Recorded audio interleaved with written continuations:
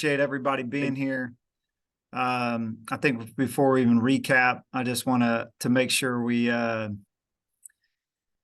put the spotlight and on the Blackout Cancer game. Didn't have an opportunity to talk about it really after the game, but just the meaning of that game. I know we talked about it last Monday, but just what a great game it is to be able to do that. And Mike McElroy, and even just talking to Coach before the game, and hopefully some other teams, even in our league, could continue to carry on what Mike's vision was for other teams to do that. Is such an easy way to raise awareness and money for your local communities. I know it means a lot to our players. It's an awesome opportunity for us as coaches to just teach about perspective and wearing somebody else's name on the back of your jersey to go out and play. And it's unfortunately we haven't won this game for a few seasons, I believe. But we talked a lot about that before they had to go back out there. I mean, it's you're 18-23 and you lose a game that comes down to the last play. It's hard to get yourself back and know that there's someone waiting for you out on the field that doesn't expect you to be down, but they expect you to have a smile and take a picture and greet them. And it really just teaches a lot about life for your team as well. And so I know our guys played their butts off, and there's nothing on the film that we talked about how you represent that name on the back of your jersey. You might not know who they are, but somebody's watching that game, might even be on ESPN Plus or whatever, but they want to see how you react, how you play, what type of teammate you are, all of those type of things. So just a great game, and I'm appreciative of Woody Thorne, Coach Kill Cancer Fund, and us continue to do that, and hopefully some other teams will continue to do it. Just recapping the game, obviously, like I said after the game, there's not much more to recap. It's been, two difficult ways to lose games at home. Obviously, really good opponents. It's credit to South Dakota for doing enough in the game to win the game. We've lost 2 one-possession games at home, and we haven't done enough. Our defense has played, extremely well. To give up less than 200 yards of offense. 2 explosive plays, either passes over 16 or runs over 12, just 2 of those that we gave up. We had some costly turnovers in a game that was kind of a defensive battle for most of the game. Those hidden yardage in the game really come back to cost you. And, on both their scoring drives, we had 15-yard penalties, face masks. Third downs were hard for us to come by in the first half. Got better in the second half. But the one we picked up, we actually went backwards because we had a 15-yard penalty. Not exactly sure what happened on the sideline. Felt like that was a little bit ticky-tack, but it happened, and it happened against South Dakota State as well over on their sideline. So we've got to get that fixed, and it's been addressed. We've got to stay together. We've got to figure it out. Just like I said after the game, offensively, we got to find ways to score points, finish drives. We had 2 3-and-outs on the day. When you look at the stat sheets, don't win you games. So you've got to critically look at what those are. We outgained them by about 150 yards. We outrushed them. Picked up more third downs. They scored more points than us. We've got to be able to find some more explosive plays. We've got to be better. Our opening drives in those 2 games have come down to 4th downs we haven't picked up. Probably shouldn't have snuck the ball there. That's the one. We had three plays that went to review that were called down from the box that ended up not getting overturned. Usually when they see something, they call it down. We didn't challenge it. And that was probably the most difficult to understand, just going back and watching it on film, why they moved that ball back. They called it a first down. Both referees did, and then they moved it back almost a yard. We had another play called for first down, then we moved in and we tried to sneak it and didn't get it. And when points are tough to come by in a game like that, you really wish you could have that drive back, but we don't. And so we're back in here today. Had a good meeting with the players this morning, and our focus is on just continuing to get better and find ways to win these close games, expecting the same type of game this week, playing a really good opponent on the road that is a tough place to play. And so got a lot of respect for this program that we're playing, obviously, and look forward to the challenge. Okay, thank you, Coach. We have a large group in the Zoom today. If you could help us out, please use the raise hand feature if you have a question for Coach. And we'll start with Matt Barney. Good morning, Nick. How are you? I'm doing good, man. How are you? I'm good. Just looking straight at North Dakota State, they've struggled a lot more this year than they have in the past decade or 2 decades. Obviously still a very good team, but what has caused them to kind of slide back some this year? Yeah, I mean, they're ranked 12th in the country probably for a reason. I think that the expectations there are so high. I mean, they've got a really good football team.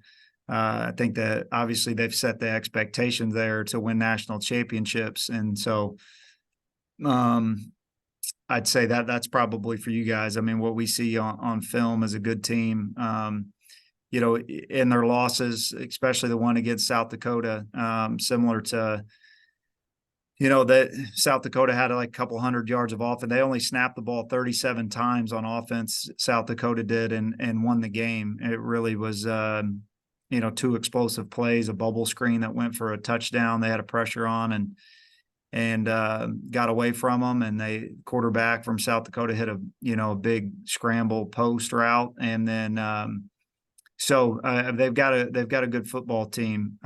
They've had to go on the road at North Dakota and South Dakota State, and so I mean, it's just some different people. They've had that they've had to replace from the last couple of years. Especially Tutsi and those guys in the back end that seems like they played forever. But this is a good football team, in my opinion. And then I imagine this has to be a must-win for you this week, because if you don't, then you're looking at best 7 wins, and you don't want to leave it up to the committee for a playoff, right? Yeah, I mean, our focus is to win every week. There's not been a game that we went into that says like we can afford to lose this game, or again, I think that's for media. You get down to this time of the year, you got to win, and so, I mean, that's our focus. We're not thinking like, hey, we can lose one and win another. And we just got to put our best foot forward and go out there. And our total focus is this 1-game season this Saturday. Thank you, Nick. All right. Appreciate it. Thanks, Matt. And we'll go next to Barry Patino. Good morning, Coach. Thanks for your time. I wanted to start with you by asking about Ubayd Steed, who had a big game on Saturday.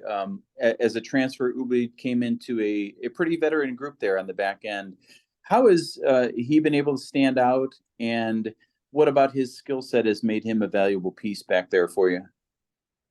Yeah, he's been a great addition. Number one, just his maturity, his approach to life, his just approach to the game, steady, mature, and he's a really good football player.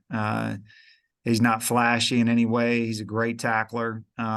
He's consistently done that. I was talking to our guys after the game, I guess it was on the radio, 15 tackles. I mean, you put on the film in our 9 games, and he's just one of the best tacklers in the country, I think. So he's smart.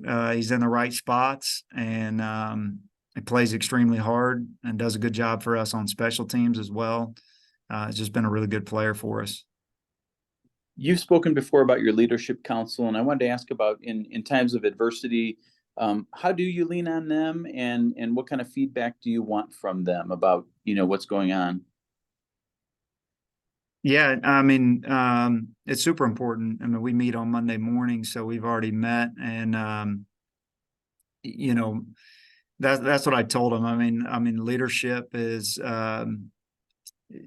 you don't really, not that you don't need leadership in times that are going well, but It's when, times of adversity after a loss, that your leadership has to be consistent. You can't all of a sudden just show up and try to be a good leader. It's your consistent approach every single day, leading by example. They're in the locker room together more than we are around each other, so they know that they've got to come up and talk about if there's any type of problem. I mean, we've done that. We do that year round. So they've done an outstanding job. I mean, our effort and how we play the game hasn't been the problem with this team. I mean, the effort and the practice and the group has been good. So we've gotten beat by one possession, and it came down to the end. We didn't play good enough to win the game. That's the bottom line. So it's reset and stick to the process. Players always talk about how exciting it is to play in Fargo. I wanted to ask you what's unique about the atmosphere there, and is what makes it exciting also what makes it challenging? Well, I think, anytime going on the road, I mean, you play in a dome. I guess our guys, sometimes in this league, you get to play in a few of them, maybe once or twice in a season, depending on how your schedule's played out. I think, historically they've had great crowds and a great atmosphere. So, I mean, as a player, that's kind of what you look forward to. Thank you, Coach. Appreciate it. All right. Thank you, Barry. And we'll go next to Eric Peterson. Hey, Coach, just with, Jason Petrino being the defensive coordinator at NDSU, you obviously being familiar with him, does that give maybe you an advantage because you know what he likes, or maybe helps him out because he knows, vice versa? Yeah, I mean, probably vice versa. I mean, obviously when you watch their defense, still a lot of same things that they've done there historically in the past, as far as their fronts. And I know Coach has had his spin on things up there, just as we're diving into the cut ups and the tendencies and things like that. So it's a lot of the same stuff that that it hasn't been broken up there. So it's a lot of the same stuff. They do a great job. I mean, historically on defense at North Dakota State has been, outstanding for a decade or more than that. My time with Coach Petrino, it'd be good to see him. I haven't seen him since he left. I appreciate Coach Petrino. I mean, heck, he came here after a 2-9 season and trusted in me as a young head coach to want and come and be a part of this. Him and his family, we became close, and so there was no hard feelings or anything. I mean, if you would ask Coach, there was never a bad conversation or anything. I mean, in this profession, the number one thing that you have to look out for is your family, and what's best for that timing or whatever it is. And I know that I've always appreciated all the assistance that give so much to this place. And Jason is right there in his brother as well for the couple seasons that he was here. So it'll be good to see those guys. This happens a lot in the profession where you coach against maybe somebody you've coached with in the past, and it's always good to compete against them. And so it'll be good to see them. I don't know if one way or another, obviously he's sat in our staff meetings for a long time. I think you got to dive into the film, and each year is a little bit different as far as the advantages go. And just describe the value of having a quarterback like Nick Baker, who's played NDSU a bunch of times, is beaten NDSU, and to go on the road and have an experienced guy like that at quarterback. What's the value? Well, I think you anytime you can have an experienced quarterback, you just know what type of mindset they're going to have. We've got to play well. But an experienced guy that's kind of seen everything's been through everything, close games, big wins, tough losses. You can go to war with those guys, and it's not going to be the environment or maybe you have a young quarterback that's not been in those situations, so you don't really know what you're going to get in those situations. We know what we're going to get from Nick and his competitiveness and his will to win and compete. Thank you, Coach. All right, appreciate it. Yep. Thanks, Eric. We will go next to Jake Siegel. Morning, Coach. How are you? What's up, Jake? One thing I don't know if you had a chance to see, but I think it was after the game, Mike Reese had posted that he wanted to maybe consider moving, see if SIU football would move to play on Fridays with the IHSA playoffs on Saturday. And he kind of mentioned in his post how a lot of the fans were, some of the other high school games that drew away from fan attendance at home on Saturday. Want to know if maybe you'd be open to that next season or in future seasons if the league would allow it. Yeah, I don't know. I haven't spent much time thinking about that. I mean, we play on Saturdays, and I think that's probably what's best for the other team and their schedules and everything. So, we've got to just worry about that. Honestly, I haven't put too much time thinking about future games and when they're played. Did you notice though maybe a decrease in fan attendance on Saturday compared to what you guys normally have? I mean, that's a pretty obvious question. You can look at the attendance and see that there's probably about half the people that were there from the previous week. So it's always been like that, though, since I played November games. The attendance is down. We've got to do a good job of not letting that affect us. We've got to go out there and create our own energy and excitement. And I don't think that had any bearing on, us picking up that last series or scoring. Are obviously to take your program to the next level is creating a home field advantage, late in the season when games are on the line, the noise, the factor in it. And so we've just got to keep doing our part and hope that fans show up. You mentioned earlier on your call that I think this week you were part of 3 calls that went, to review, and then all 3 of them weren't, didn't go in your favor, even though they found something to review. I wonder if you've ever been a part of a game like that where maybe you had 3 calls not go your way. I mean, I've had a lot of calls that don't go your way. I don't know if it's been like that where they haven't been overturned or not. But I mean, as coaches, I mean, that's what I said after the game. I'm not saying that had, it's more of the flow of the game. I mean, you have plays called. One of them was going to be on 3rd down. We had a play called, showed them the formation, and then they buzz it down, and then they say, "Oh, we're just sticking with it." It just kind of messes up the flow of the game. And so that's all that I can say about that. You're going to have calls that go with you and again, for you and against you in the game, and you just got to play through them.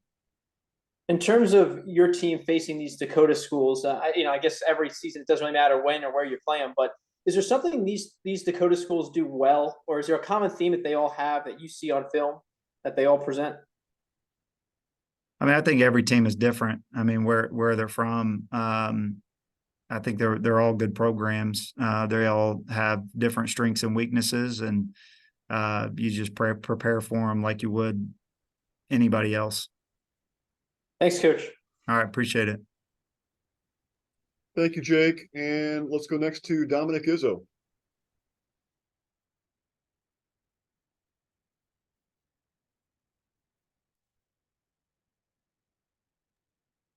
Dominic, could you unmute yourself, please? Sorry, Coach. What stands out differently about this version of the Bison than past teams you've seen?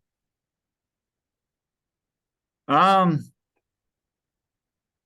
don't know. I mean, obviously, some different personnel, like I had mentioned early in my press conference. Other than that, I mean, I think they're a good team. I know you guys that have covered them. The expectations are so high and dominant at times. We've got to just prepare for them. What we see on tape. Like I said, there's not a ton of change schematically. Maybe a little bit offensively. But there's still going to be a really good defense that's going to run the football. I think the quarterback is a good player. And probably just in the past, seeing some of those guys that have graduated or transferred. But they've got guys to replace them just like we've had to do. Does it look like for both these teams, like looking in a mirror right now, you have good talent, just been tripped up with some games that just didn't go your way? Does it look like each team is that similar to you? Yeah, maybe, it's a good point. Any time. I mean, we share the same record, I believe, 6-3, and have had some close games. One that, the Youngstown game got away from us where we didn't play well on the road. Two of our losses are common opponents, South Dakota and South Dakota State. And so, yeah, I think you're playing at the end of the season. I mean, but once we get to Saturday, there's 8 days left in the season. So both teams that know they need wins. Both teams know that they have good football teams. So, it's a big game for both of us. I think I would agree that, yeah, I mean, some similarities, probably some differences in just the style or how we go about things, but similar in that aspect. Thanks, Nick. All right. Appreciate it. Thanks, Dominic. We'll finally go to Bucky Dent.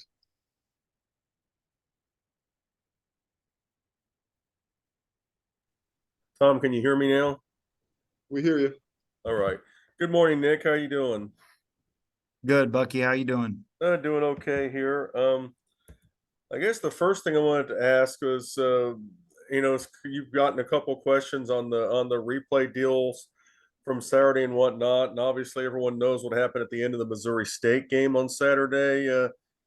Is Saturday just one of those kind of days where everything just kind of happens all at once around the league, or is there maybe a little bit of a concern with the officiating? I mean, what's your take on it? Yeah, I don't know. I mean, I'd say you probably could see that any Saturday. I mean, you feel good about the ones that go your way, and you don't about the ones that didn't. I'm sure that they do the best job that they can. We got replay. Sometimes you don't have angles. That's what I tell our guys all the time. I mean, I've kind of learned that, as the longer I've been a head coach, is that it doesn't matter how mad you get or your situation, you're really just kind of affecting what happens next. It goes to review. You have no control over that. You can't even talk to those guys. So, yeah, I don't, know exactly what happened in the other games. Just know what happened in ours. Yeah. The other question I was going to ask too is, obviously you guys don't plan for this to happen this way, but November's the last couple of years haven't gone the way you wanted them to, and clearly you're just worried about this game Saturday. But what do you think has been the root cause of what's happened the last 3 seasons in November, when the team maybe has come up short in a couple of games, maybe not gotten a break here or there, or something's happened? What do you think it's been? Yeah, I mean, those are all good points, good questions. I mean, we've got to create our own breaks. You can't expect them to happen. You got to create them. You got to go win close games. I mean, I don't know what the stat is, but probably out of those last 8 games, 6 or 7 of them come down to like the last possession, and we found ourselves on the wrong end of it too many times. That starts with me. You hear that sometimes and from coaches, and probably some people are like, what is, that's just coach talk. But, that's what keeps you up at night on what do you have to do to get your guys over the hump to play well for the entire game, late in the game, situational football. So many of these games come down to situations and key plays, key downs. And so all we can do is use the past as learning experiences to try to make us better for the next time we get in that situation. You talked about the 4th down sneak and the first possession of the game that came up short. Obviously, you can't do this, but if you did have the do-over again, I guess you're maybe thinking about another play call that maybe nets you the first down and you go from there. Yeah, I mean, anytime you don't get something, you know, they called it a first down on film. It looks like it's a clear first down. They moved it back. We had, 6 inches. We thought we could sneak it to pick up those, a half a yard or so. Didn't do it. So yeah, if you had to do it again, you would, I would still go for it. But we're just kind of right there, long field goal, half a yard. We're going to go for that every time. But now, yeah, just play selection. Same thing with at the end of the game. We've practiced those scenarios quite a few times since camp, and we do 2-minute on Wednesdays every week of the season. Create some end of the game, 20 seconds left, 30 seconds left. We go good on good. We had one that came down to that on last Wednesday, 5 and in, and so. With no timeouts right there, we ran it early. Second down was to the fade to Deontay that they reviewed. Didn't give us the touchdown. Just if you could, maybe run the football and then you chance having to scramble around. It's usually a big pile at the goal line. The time's running down. You get a playoff with maybe 4 or 5 seconds, but for us looking at that, like the plays that we called, we've practiced those, a bunch of times since camp. Both of those plays have been in, so feel good about putting our guys in a position to execute a play that they've repped a lot. Just didn't get it done.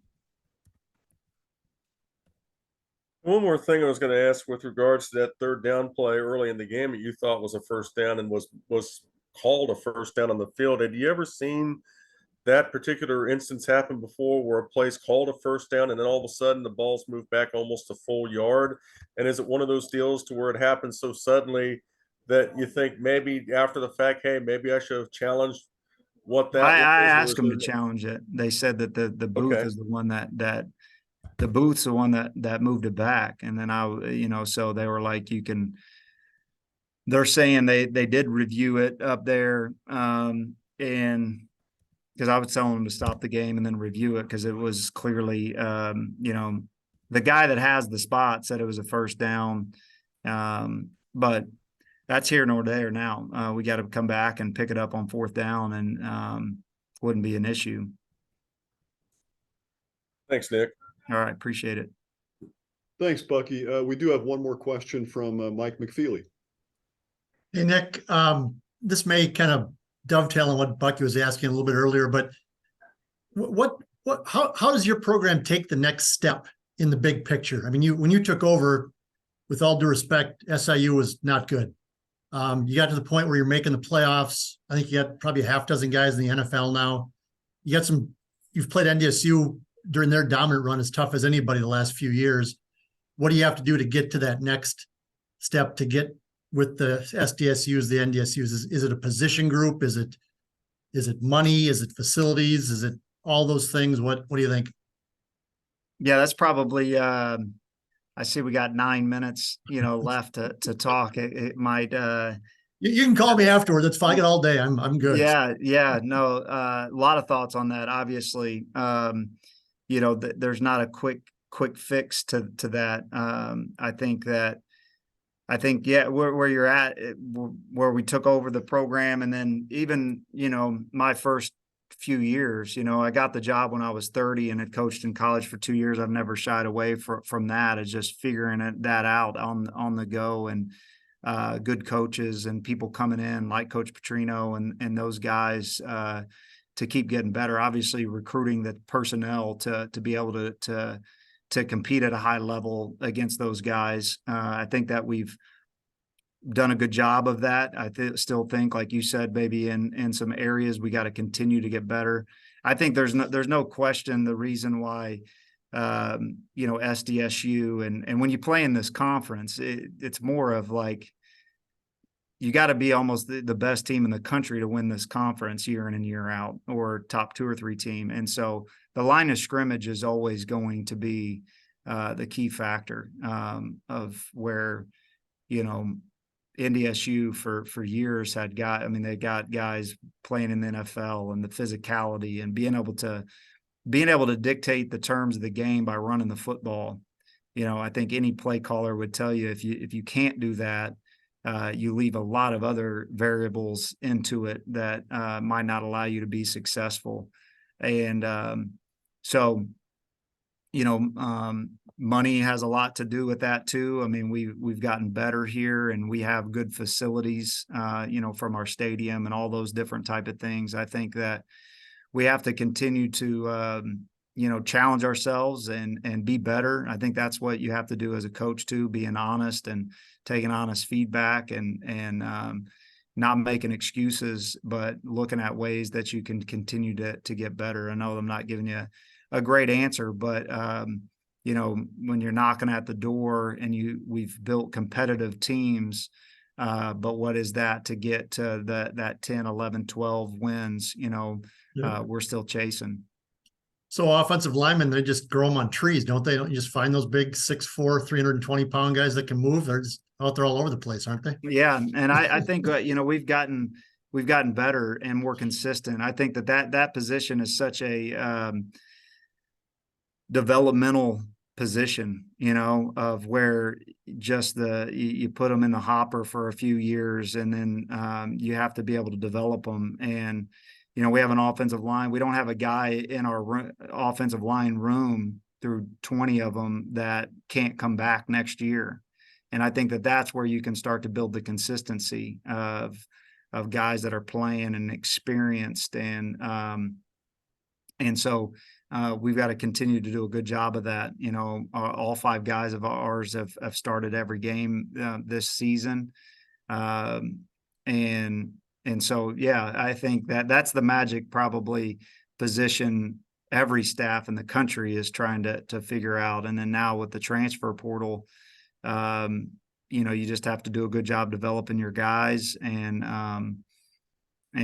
putting those guys in there. And Coach Clark, I think, has done a great job for us. And but I think it's every position, you know, from quarterback, skill players. You got to be physical and you got to be tough. You got to have a good defense. And obviously, I think we've taken a step forward and playing tough defense. There's not going to be in these games a lot of shootouts to go win, you know, the Missouri Valley. You got to build your team, you know, in that respect to win in this league is have a great defense, be able to run the football, be tough and physical.